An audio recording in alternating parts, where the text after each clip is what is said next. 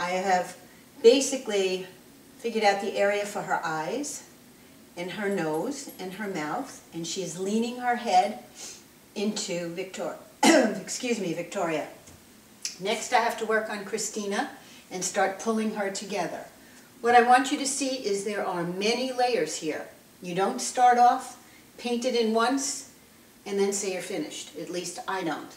I layer it so we get glazes of color so that there is sort of a glowing feeling to each face. And each face will have different colors in them. Victoria has more honey-colored skin, and she has some turquoise around her eyes and in the shadows, and some purple, which you don't normally associate with skin tones, but I have them. Now Isabel is probably going to have a greener kind of color in her hair, and then we'll see where we go with her face, because she's very white in the face. She is the lightest one here. She doesn't look that way now, but this is the underpainting, and then I'm going to put more glazes on top of it. Christina, I'm going to start pulling together so you get the sense of how her face is working and where the light is hitting. Isabel, who's in the middle, her head was tilted this way and she was more squished behind Victoria's shoulder.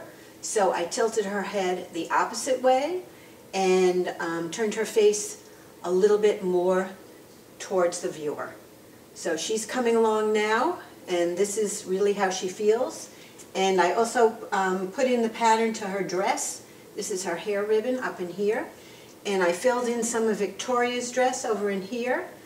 This is, the color's going to be changed over in here. I also tilted Victoria's head.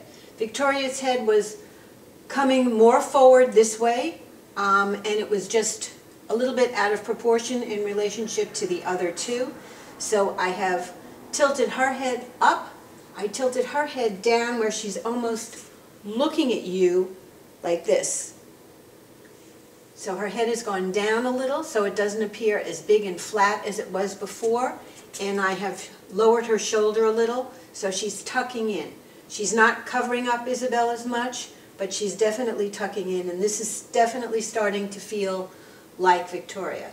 Now Christina, I started pulling her head in a little closer this way, thinning her down that way, twisting her up in here. She is the least done of all of them, and I'm going to go back into her today, into Christina, to be pretty set in what she looks like.